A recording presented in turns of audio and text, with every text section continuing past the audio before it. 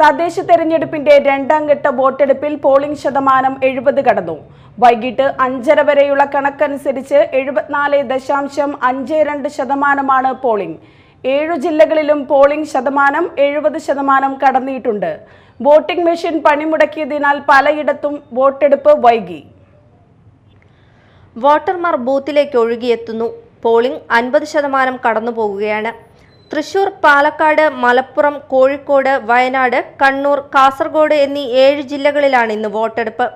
രാവിലെ 7 മണിക്ക് ആരംഭിച്ച വോട്ടെടുപ്പ് വൈകുന്നേരം 6 മണിക്ക് അവസാനിക്കും. ആദ്യഘട്ടത്തിൽ തെക്കൻ കേരളത്തിലെ 7 ജില്ലകൾ വിധിയെഴുതിയിരുന്നു.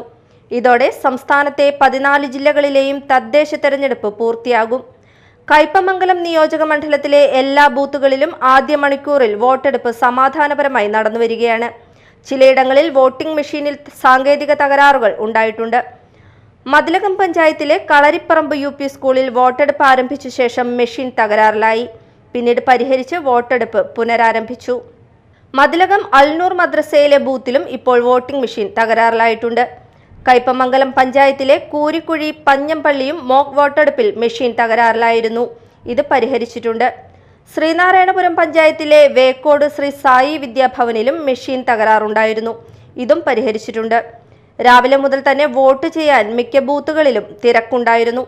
അന്നമനട വെണ്ണൂർ 2-ാം വാർഡ് ബൂത്ത് 2-ൽ 7 മണിക്ക് തന്നെ വോട്ടിംഗ് ആരംഭിച്ചുവെങ്കിലും 40 വോട്ട് കഴിഞ്ഞപ്പോൾ മെഷീൻ തകരാറിലായി. തുടർന്ന് 1 മണിക്കൂറോളം സമയം കഴിഞ്ഞാണ് മെഷീൻ മാറ്റിവെച്ചത്.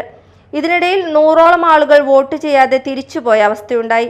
തുടർന്ന് വീണ്ടും 100ഓളം വോട്ട് കഴിഞ്ഞപ്പോൾ മെഷീൻ വീണ്ടും തകരാറിലായി.